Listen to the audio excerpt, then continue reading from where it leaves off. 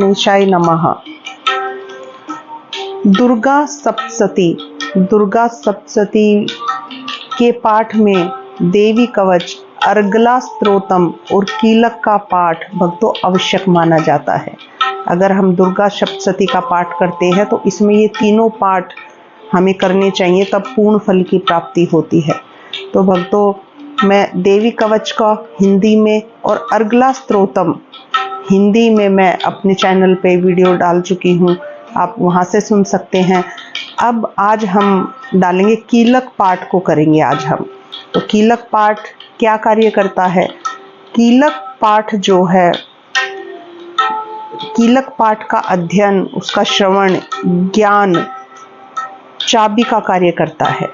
देखिए, ये पाठ जो है किस चीज की चाबी का कार्य करता है? ये पाठ देवी की असीम कृपा के द्वार आपके लिए खोल देता है और आपकी सभी इच्छाओं की पूर्ति कर देता है। ऐसा है ये कीलक का पाठ।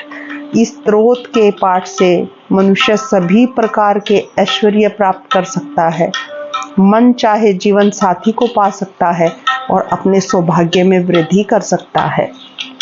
तो आइए हम बहुत ही भक्ति भाव से इस पाठ को आरंभ करते हैं। कीलक का पाठ। अथ कीलकम। ओम चंडिका देवी को नमस्कार है। मार्कंडेय जी कहते हैं, विशुद्ध ज्ञान ही जिनका शरीर है, तीनों वेद ही जिनके 3 दिव्य नेत्र हैं, जो कल्याण प्राप्ति के हेतु हैं और अपने मस्तक पर अर्ध चंद्र का मुकुट धारण करते हैं, उन भगवान शिव को नमस्कार है। मंत्रों का जो अभिकीलक है, अर्थात मंत्रों की सिद्धि में विघ्न उपस्थिति करने वाले शाप रूपी कीलक का जो निवारण करने वाला है, उस सप्तशती स्तोत्र को संपूर्ण रूप से जानना चाहिए और जानकर उसकी उपासना करनी चाहिए। यद्यपि सप्तशती के अतिरिक्त अन्य मंत्रों के जप में भी जो निरंतर लगा रहता है, वह भी कल्याण का भागी होता है। उसके भी उच्चाटन आदि कर्म सिद्ध होते हैं तथा उसे भी समस्त दुर्लभ वस्तुओं की प्राप्ति हो जाती है। तथापि जो अन्य मंत्रों का जप न करके केवल इस सप्तशती नामक स्तोत्र से ही देवी की स्तुति करते हैं, उन्हें स्तुति मात्र से ही सच्चिदानंद स्वरूपिणी देवी सिद्ध हो जाती हैं।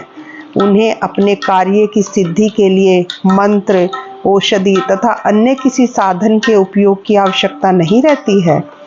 बिना जप के ही उनके उच्चाटन आदि समस्त अभिचारिक कर्म सिद्ध हो जाते हैं।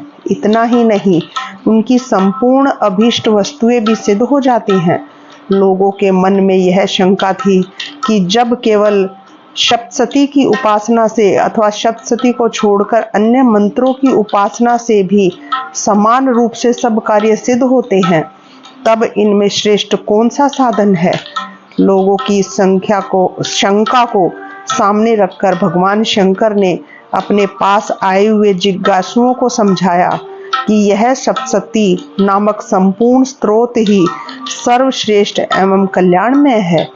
तदंतर भगवती चंडिका के सप्तशती नामक स्तोत्र को महादेव जी ने गुप्त कर दिया। सप्तशती के पाठ से जो पुण्य प्राप्त होता है, उसकी कभी समाप्ति नहीं होती, किंतु अन्य मंत्रों के जप जन्य पुण्य की समाप्ति हो जाती है। अतः भगवान शिव ने अन्य मंत्रों की अपेक्षा जो सप्तशती की ही श्रेष्ठता का निर्णय किया, उसे यथार्थ ही जानना चाहिए। अन्य मंत्रों का जप करने वाला पुरुष या स्त्री भी यदि सप्तशती के स्तोत्र का जप का अनुष्ठान कर ले, तो वह भी पूर्ण रूप से ही कल्याण का भागी हो जाता है। इसमें तनिक भी संदेह नहीं है। जो साधक कृष्ण पक्ष की चतुर्दशी और अष्टमी को एकाग्रचित्त होकर भगवती में की सेवा में अपना सर्वस्व समर्पित कर देता है और फिर उसे प्रसाद रूप से ग्रहण करता है, उसी पर भगवती प्रसन्न होती है, अन्यथा उनकी प्रसन्नता प्राप्त नहीं होती। इस प्रकार सिद्धि के प्रतिबंध रूप कील के द्वारा महादेव जी ने इस स्तोत्र को कीलित कर रखा है, जो पूर्वोक्त रीति से निष्कीलन करके इस सप्तशती स्तोत्र का प्रतिदिन स्पष्ट उच्चारण पूर्वक पाठ करता है, वह मनुष्य सिद्ध हो जाता है, वही देवी का पार्षद होता है और वही गंधर्व भी होता है। सर्वत्र विचरते रहने पर भी इस संसार में उसे कहीं भी भय नहीं होता, वह अपमृत्यु के वश नहीं पड़ता तथा देह त्याग करने के अनंतर मोक्ष प्राप्त कर लेता है।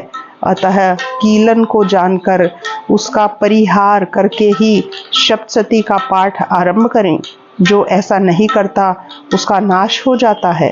इसलिए कीलक और निष्कीलन का ज्ञान प्राप्त करने पर ही यह स्तोत्र निर्दोष होता है और विद्वान पुरुष इस निर्दोष स्तोत्र का ही पाठ आरंभ करते हैं। स्त्रियों में जो कुछ भी सौभाग्य और दृष्टिगोचर होता है वह सब देवी के प्रसाद का ही फल है। अतः इस कल्याणमय स्तोत्र का सदा जप करना चाहिए। इस स्तोत्र का मंद स्वर से पाठ करने पर स्वकल्प फल की प्राप्ति होती है और उच्च स्वर से पाठ करने पर पूर्ण फल की सिद्धि होती है।